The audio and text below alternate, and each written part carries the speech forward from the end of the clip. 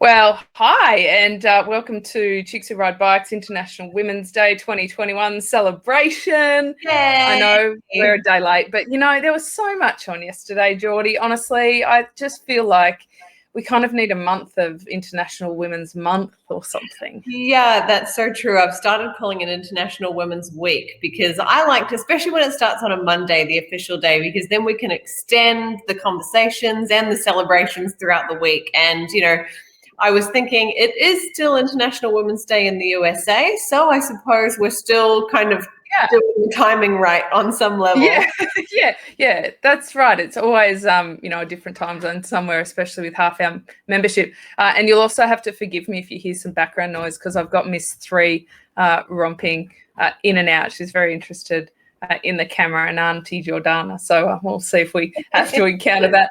Now, our theme for 2021, it's kind of got my bugbear a little bit, Jordana. It is choose to challenge. But personally, I feel like that's all we do. I feel like we need a day off challenging. I feel like we need a rest. I feel like the men should have to challenge. You know what? And I hear you. I've actually seen and read a few articles, especially, when you consider women of color and disadvantaged women who do nothing but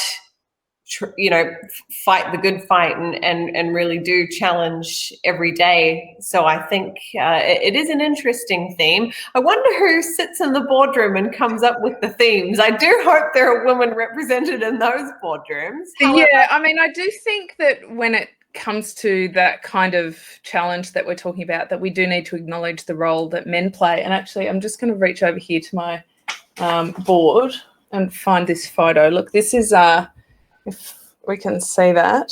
Yes, I can see that. Oh, look at your little helmet and fresh smile. I love it. That is me and my dad, and I think I was about 12 or 13 in the photo. And I put it up there, and it just kind of reminds me the role that men play in empowering women and lifting them up as well. And I think sometimes, without even meaning to, they don't play a strong enough role in challenging the status quo. So I'm just going to add a little bit to our Choose to Challenge, our hashtag for 2021, and that is please, fellas, choose to challenge. That's my addition.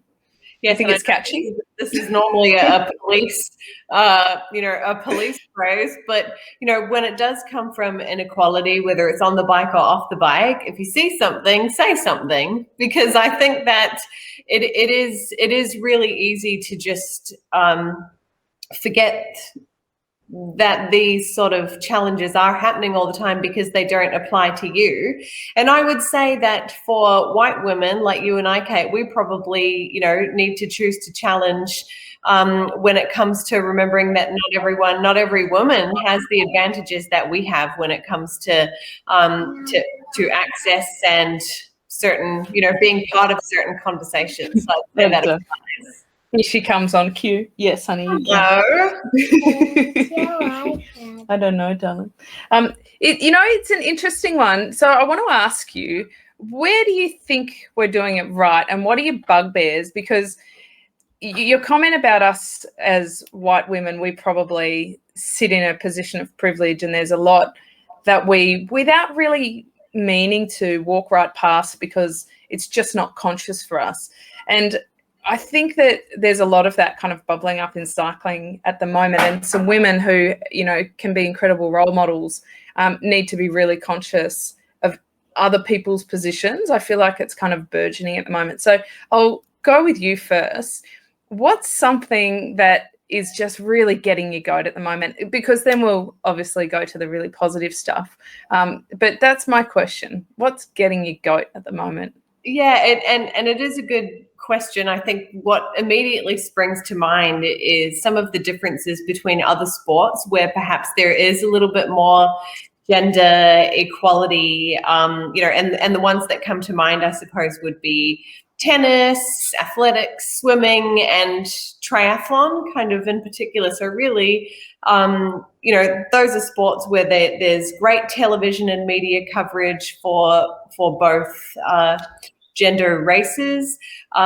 There's equal prize money. We talk about great athletes and not necessarily female swimmers. You know, it's great Australian swimmers, and that's where I think that cycling has, I suppose, lacked. And we, you know, that could be a reflection of a lot of things, but that really does get my goat, as you put it, because it just feels like if triathlon can do it, and sports with really long airtime and things like that, like Ironman, where they're on course for 8 hours, then surely, you know, there's room for improvement with helping the women, you know, women's cycling, women's road cycling, I suppose, specifically, because that's where the long hours out on course would be. So I feel it's possible. And if we just looked to maybe some other sports to, you know, to emulate some of that gender parity, we might be able to have a quicker path forward.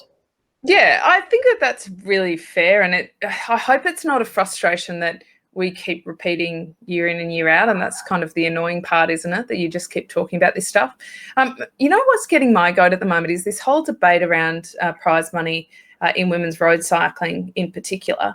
And I feel like a lot of the female voices are saying, don't worry about the prize money, worry about paying us equal wages, worry about getting us on TV and getting an equal broadcast.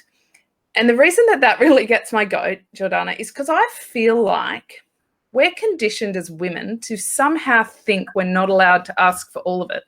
Like we have to pick and choose what battles to fight. You know, we're all brought up using that phrase, like, oh, choose your battles, pick your battles.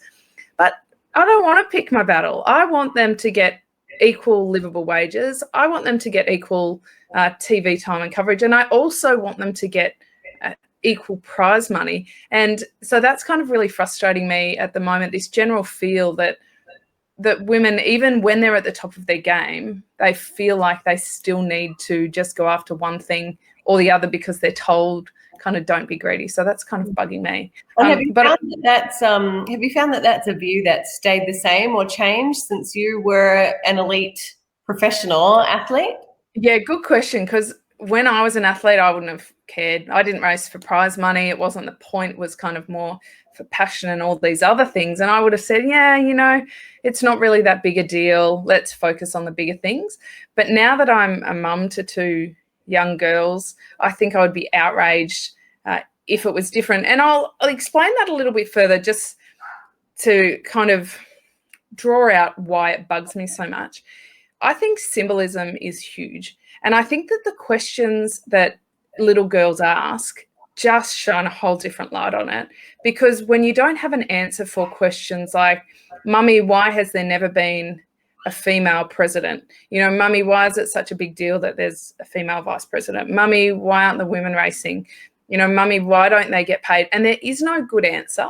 You know, you can justify it away with all of these things around commercial considerations and all that sort of jazz, but there isn't really any good reason. And so I think they've made me a lot more conscious about the role modeling and the symbolism of it, and the fact that just, you know, let's dial it right back. If women are not paid the same as men, it sends a message that women's work is not equal to men's work. It's that simple.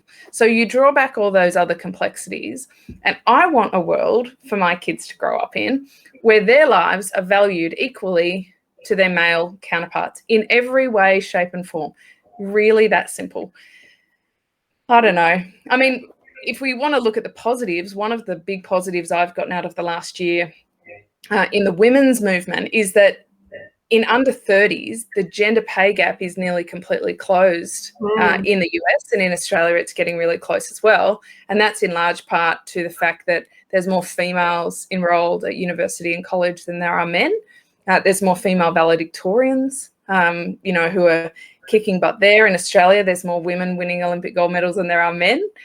You know, and so I think that fact, that's cool. You know, that's a real positive. And I think if we can build that foundation from the bottom up, then even though change is slow, we can really start seeing it happen. So it goes off the rails a bit when women hit childbearing age, which we have to fix. But a decade ago, women under 30 weren't pushing toward equal pay. So that's a big positive for me. What's probably your big exciting positive out of the last year and on that's happening? Goodness, there's been some exciting positives on and off the bike, and I mean, even just in the last little while, thinking of news items that have made me excited. There was the youngest woman to ever take a company public in Australia, Bumble. So she's 31 years old, and she's led the company through an IPO, which is a hugely exciting but complicated process. Oh, we've got Sarah Gigante to join us. Shall I invite her into our living room? We shall. Okay, so we've actually got a couple of people popping in today. I feel like we should have gotten to this earlier, Jordana, but you and I, it's like this mother's club. Is Sarah Gigante, who is one of Australia's hottest young female athletes on the scene at the moment. Her performances, honestly, it is just absolutely incredible. It's like her tires are on fire every time she climbs up a mountain with people chasing after her. She's like a rocket. She's only 20 years old. She's been Australian National Road Champion. She's also represented Australia in the Zwift e-sport World Championships, which is whole brave new world that is. And she's jumping in to have a chat to us today so we can fangirl it for a little bit. Sarah, hello. Welcome to our Chicks Who Ride Bikes International Women's Day stream. Hello, thanks for having me, and thanks for the lovely introduction. Yeah, I was wondering how long it was going to go on for. It could have gone on a lot longer. Yeah. I mean, honestly, if you go to your Wikipedia, it's already quite a scrolling process. I can't imagine by the time you get to the end of your career. Sarah, it is so exciting to have you here. We've kind of been chatting about International Women's Day and the theme Choose to Challenge. And, my first question to you is, what does that mean to you? Because you're in a slightly different demographic to Jordana and I. So I'm curious as to what that means for a 20-year-old who has the world at her feet. I think for me, I tend to think about like the stereotypes and tradition. Tradition's not always a good thing. So really trying to change, like, question views that are already held. Like, why are things as they are? Like, do we need to change them? And then if we do need to change them, then let's challenge that. Let's push for that. And we can see that really happening in women's cycling. I think I've stepped into it at a super exciting time. So I'm really lucky with that. And I'm so excited to see where it goes in the future. Yeah, I mean, Sarah, it's been unreal watching what's happened in cycling over the last couple of years. In every single race we see of you, and a lot of the photos and acknowledgements, it's not just you, but your mum is right there by your side. I know that you guys run an incredibly tight unit there. I mean, just how much of a role has she played in your career? Because from the outside, it looks like it just wouldn't happen without that. And sorry for the background. I have no idea what my 3-year-old has just done. I'm kind of scared to go into the next room afterwards. But it looks like you've got an incredible bond with your mum. Yeah, for sure. I think on International Women's Day, we often see people posting photos of their role models, and my mum's definitely one of my biggest inspirations. She's so incredible. So yeah, ever since I started cycling at the age of 8, she was the one that took me down to the velodrome at Brunswick Junior Clinic, and she used to drive me across Victoria and the country to go race other little kids for like all the junior road tours. And it's just been a crazy experience, and she supported me through all the highs, all the lows. And I'm so grateful to Mum. She's just so fantastic.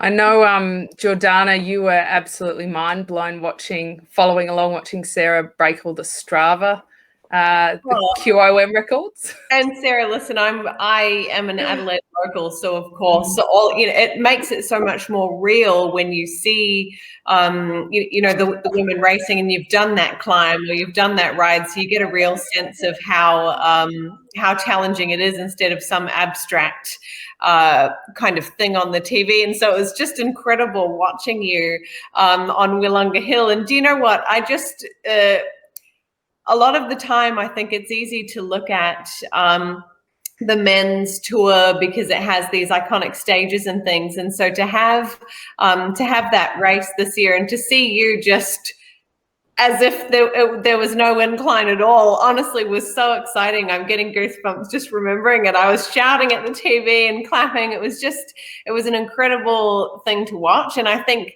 with the advantage of having Strava as well, it just gives it that extra element of, I'm going to wait and see what the results are. And I'll tell you, it really made the women's race so exciting. And I also loved that you kind of put it out there before the race. You said, I'd love to get Richie Port's time. And I think that is part of choosing to challenge is, as a female athlete, you don't have to be some meek wallflower that, excels. You can come right out and say, this is my goal. This is what I want to do. I want to smash it. And I think that it was just such a fantastic thing to watch, really entertaining. Yeah, thanks so much. I think I was definitely joking about trying to beat like the fastest time ever at Wollonga, but it was so exciting that we got to race up that hill for the first time. Everyone thinks of the Tour Down Under and they think of Wollonga, and that's great, except that in the past that just means they're thinking of the men's race. So right. I think it's so cool that the women's race was much more relatable this year, and we got to go up the famous Wollonga Hill too. And even though obviously there are lots of COVID protocols to make sure it was a COVID-safe event, like it really felt like a great atmosphere on the climb. And I was going up, there's paint on the road, and I just felt like, wow, this is awesome. Like it's the first time that we've got to race up Wollonga Hill, and then with the help of my teammates to take out the win was pretty special. It's Sarah, how much of a role do fans play? Because something like Wollonga, it's not just about the kind of vision of you guys racing up there and being able to compare times and getting the spotlight, but there's not a lot of women's racing traditionally, I guess, that has had that crowd by the side of the road. So how much of a difference does it make when you're racing up there and you have people shouting your name? And it must really add to the feeling. And I might add that in my career, I never really had that because we didn't have that fans by the roadside. So a lot of the questions I ask, I kind of know what the answer will be like, but that's one that I never got to experience. Yeah, it makes a huge difference. Like it's a real buzz it gives you. I think halfway up the climb, I was like really hurting at that stage, obviously, going max. And then I see a spectator standing by the side of the road taking a selfie with me in the background, so I gave him a wave. And I never saw the selfie, but it's pretty cool. Like when you see people have like gone out of their way to get to the roadside and watch us race, and it's so special when you get to the finish line and you see little kids after the race, and when the little girls and boys come up asking for a photo or something, or if I can give them my flowers, because we've winning quite a few jerseys on a couple of the stages, and I had like 6 bunches of flowers. So I'm like, I don't need 6 bunches of flowers. So to be able to talk to some of the fans after the race was just so awesome, and it's so cool to see all the increasing support. Well, there were 2 things I heard there. One, the fact that you can even wave for a selfie climbing up Wollonga is, Jordana, I challenge you to try and do that. But the other one was that you said you were really suffering halfway up. And honestly, watching you race sometimes, Sarah, I feel like everybody else is suffering and you're just pedaling along, going up. But I reckon it would be fair to say that you're all hurting the same, right? There's no point before you cross the line that you're just like, I've got this, I'll just roll it in. I can't see that in your competitive nature. And definitely not the case, but definitely not the case when we've got Strava. Like I was going for that QOM time. I even went a little bit past the line. I was like, I don't know where the segment ends. I'll just like write a little bit extra. So no, I definitely love going hard. And what's that famous saying? It never gets easier. You just go faster. Yeah. Well, Jordana and I kind of battle it out in the Zwift world. You'll have to join one of our rides. Very civilized morning jaunts on Zwift, where we talk about all sorts of really strange and random things that a woman's ride talks about. But how cool is Zwift? You've got all this data in front of you, every segment. I mean, are you able to just jump on and roll, or are you like, I know I can go so much faster through this section, and having the numbers there kind of pushes you every time? Actually, I just jumped on Zwift this morning. I had a time trial ergo, so Zwift has been really great for me because I live super inner city, so in Richmond, and there's not really many places I can ride my time trial bike around here. So yeah, personally, when I get on Zlift, it tends to be for a hard session. I kind of associate ergo with hard, although sometimes I do recovery rides on there. And in lockdown, it was incredible. Like, lockdown was super tough in Melbourne, like really long, and yeah, we couldn't go outside the 5K zone, and yeah, 1 hour outside was pretty tough. I tended to use that for walking because it felt a bit more worthwhile than just getting all my kid on to just go 5K for an hour. Yeah, gosh, yeah. Lockdown was hard, right? But it felt like you were one of the only people on the planet that came out of lockdown stronger, fitter, and tougher than you went in. Yeah, it definitely made me tough. I had Mum's great support, and yeah, I think from a physical point of view, like training on the ergo, there's nothing wrong with that. It will make you stronger. But I'm definitely looking forward, or not looking forward. I'm looking forward right now because I'm doing a bunch ride in 2 hours, so I'm like super excited. But yeah, I was definitely just waiting the whole lockdown, like, oh my gosh, I can't wait to ride with my friends again and race to the 60 signs and do a real race. Like, I love racing, and I love trying to, well, I'm very competitive. I love trying to beat my riding buddies when we go riding, even though I love being the slowest one in the bunch. So my ideal bunch is when I'm the slowest, but like, I still love trying to beat them. So good. It's so heartwarming to hear the love and appreciation you have for your mum. You know, because whether it's your mum or a sister or someone else in your family or in your life, it seems that so many great, not only sports people, but just to get through the day, you know, there are so many women and enablers that help us to achieve our goals, and it's just so nice. I mean, you're so young, and it's so wise to have that appreciation. I think there are a lot of young people who probably won't really realize or reflect on how important that support is until, you know, until a lot later in life. And so for you to be 20 and really, you know, having that great appreciation, it bodes so well for a successful, not only career on the bike, but just, you know, stay grounded and with great relationships and family life. It just, yeah, it's really heartwarming. Oh, thanks. Yeah, thanks. You give me credit for that, but I think my mum is just such a super mum that I'd have to be blind not to see it. She's just, it's incredible. Well, I think we're fangirling you and your mum, so you can pass that on. I'm conscious that you do have to prep for a bike ride, you know, that whole training malarkey and stuff. But I have a question about kind of what your wish list is for women's cycling, because Jordana and I had a bit of a chat earlier on, Sarah, about how it feels like people don't want to be too greedy and ask for everything, and we sort of say, well, go on, ask for everything and see what can happen. So what's on your wish list for women's cycling to kind of up the game a little bit?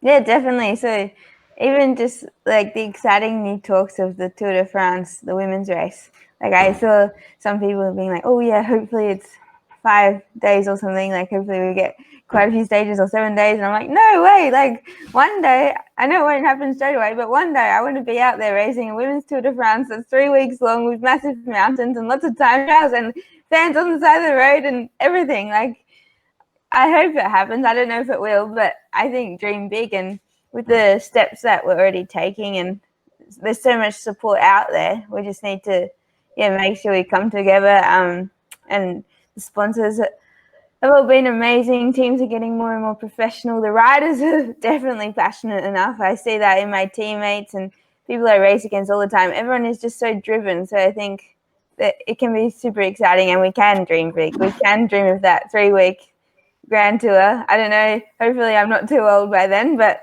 I'd love to do that.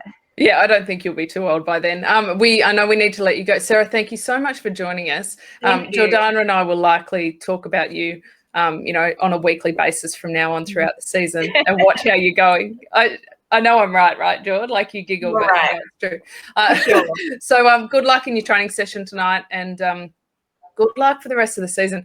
I, for one, really look forward to seeing how it all goes, and why not a 21-day Tour de France just like the men? I mean, equals equal, right? Yeah, I just think it would be cool. Yeah. Well, I'm probably glad it didn't happen in my career. I don't think I would have found it that cool. But yeah, I would definitely tune in. All right, Sarah, thank you so much for joining us, and we'll chat to you soon. Bye. Thank you for having me. She's a legend, isn't she? Such a legend. I mean, honestly, she is such a delight, and you know, I know it makes me sound 100 years old when I say this, but you know, I really do think that there are a lot of young athletes, and not only athletes, young people who, because, you know, and I was the same when I was 20, certainly I didn't appreciate all of the things that I had, and that was done for me by my parents and my mother in particular, you know, when I was that age. So I think it's just, it bodes very well for her. And it really was. It gave you the warm fuzzies, didn't it? Yeah, I love the relationship she has with her mum. I love that they're a team. And I think it just goes to show that whether it's your mum like Sarah or my mum and dad, you need people in your corner to lift you up if you're going to succeed at something. Jordana, we had another special guest drop in because being International Women's Day, one of the kind of iconic advocates for the sport and for equality is Kathryn Bertine. She's just written a new book, Stand, and I believe we've got some copies to give away to some of our ladies. Is that right? We do. Now, I first, I know you race professionally, but for those of us who didn't, I happened to catch the documentary that she sponsored and worked on, which was Half the Road. It was, I mean, it was eye-opening would be the shortest way to describe the documentary. It kind of talked not only about her background.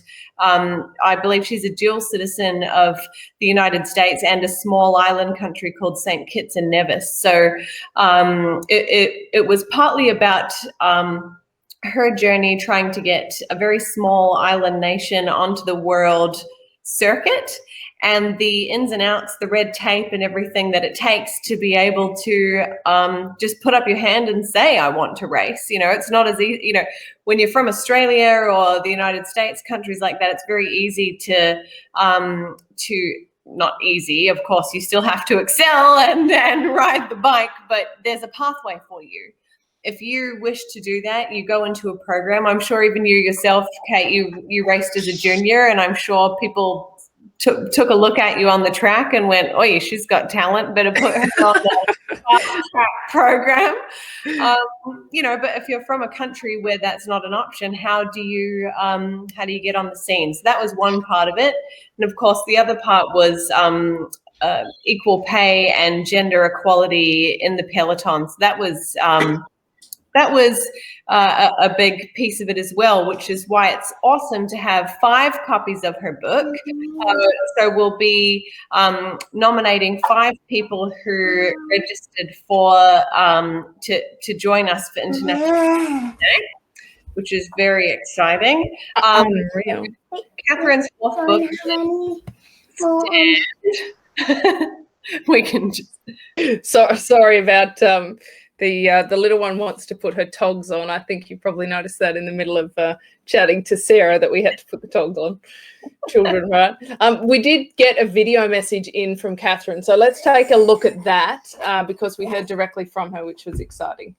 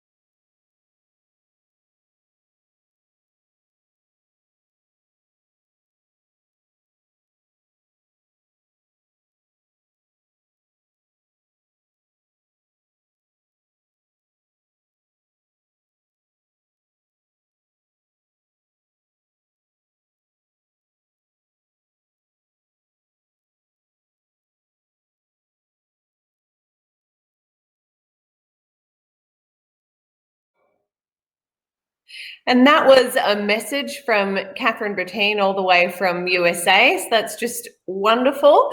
Let's go ahead and announce who the 5 people are who'll be receiving a copy of those books. Drum roll, very exciting. The first winner is Belinda McLeod from Lutwich. Unreal. Yeah, I haven't met Belinda yet, but she is new to the Chicks Who Ride Bikes world. She came to us through, she's a big fan of the cycling, particularly the women's cycling coverage. And in fact, she's connected online with Sarah. So that's quite a funny connection there. I know they're like Twitter buddies, where they ask each other questions and like check in. I don't think they've met either. So isn't the online world wonderful? So that's cool. So welcome, Belinda. These names before I read them. We've got a biography on each one. I can't promise that for the next 4, but let's see how we go. All right. Receiving the second copy is Sarah Dusha, and I hope I have pronounced that D-U-S-H-A. Dusha. I'm probably not renowned for my excellent articulation of different names. Sarah, happy to be able to send you out a copy. Very exciting. And I don't know Sarah, sorry. So I started on a high, didn't I? Third, we have Kathryn Bellwood, also from Brisbane. Goodness me, we have I do know Kat. Yeah, she's one of the ladies that has come along to some of our skills clinics. So they actually have a little women's group that rides, I think, every Friday morning from the Regatta Hotel in Brisbane, a little cycling crew. So, yeah, so there you go. All right, I'm 2 out of 3. What? And good pop that one. Well, as it happens, I actually happen to know this next winner, so I can probably do a little bit of a bio. But we have Deborah McBride is the winner of the 4th copy. She actually was a Queenslander. Here we go, bio. But I moved to Adelaide, and I actually caught up with Deborah the last time for Phil Liggett, the Voice of Cycling film. Did you happen to catch that one? Cool. No, not yet. I haven't caught it yet, but I'd really like to. You actually are in it a couple of times, as am I on the credits. So, International Women's Day, let's not make it about Phil. Let's make it about us. About the ladies. No, I mean, I've worked a lot with Phil, so I'm interested to see it. But I remember Deb from when she was in Brisbane. So, right. Okay. So that's, you were really 4 out of 3 out of 5. Sarah's going to have to kind of virtually put a hand up and let herself known so that we can make it 5 out of 5. And our 5th winner? The 5th winner is Vanessa Meyer. So actually, I feel kind of bad because we've done a whole bio, and so now we're going to have to really research every single person so we're able to do that. But congratulations. I'll read those names quickly once again, and if you're able to, obviously we'll send you an email just in case you weren't able to catch the recording to let you know that you've been selected for one of the copies. But if you are listening, send us an email to info@chickswhoridebikes.com, and we can do the address thing privately, but we'll get that copy out to you. So that's Belinda McLeod, Sarah Dusha, Kathryn Bellwood, Deborah McBride, and Vanessa Meyer. Very exciting. Nice. Well, thank you. I feel like you're like Adriana Exanides, like doing the prize for all. You do a very good job. Yes. Awesome, Jord. It's been so good to catch up with you for International Women's Day, and of course the wonderful Sarah Gigante and the wonderful Kathryn Bertine. So I think we've had 2 pretty #inspo ladies join us. Yeah. Hashtag. Look, we might make this a little bit more regular because, at least for us, we're having fun, right? Yeah, it's a lot of fun for us. It's basically just filming the types of conversations we have with each other every day. Exactly. Yes, and I'll have to go and figure out what little Maggie has knocked over that made that terrible noise before, and 2, the need to get into the swimsuit in the middle of our video. We'll have to, the wonders of the world, right? Well, yeah, like you said, it's been absolutely awesome catching up. Very exciting for me to have been able to speak to Sarah Gigante. And actually, can I just nail the pronunciation? Because I've heard it Gigante, which is very Aussie Gigante, and I've heard it a little bit more Euro style Gigante. Do we know if it's, I should have asked her. Is it You should have asked her. I think, and I say in comms Gigante. Okay, so yeah, you're a hybrid. I'm a hybrid, yeah. I definitely will stick away from the Gigante because I don't think that there's ever a name that really passes the Aussie bogan pronunciation test. I don't know. I think Bates is a pretty good one. I don't know. Well, look, you could say Bates. That's kind of really Aussie. I feel like we're going into a whole nother territory here now. So I'm just going to wrap this up. Thank you to everybody who joined in for this, and to our winners. That is unreal. We will get you those prizes out, and we'll see you again soon. Make sure you jump online and follow us on Instagram and Facey and, you know, all of those social platforms that keep us connected. Join our Zwift ride if you can, because we have a lot of fun on a Tuesday and a Friday morning. Yeah, but we will see you soon.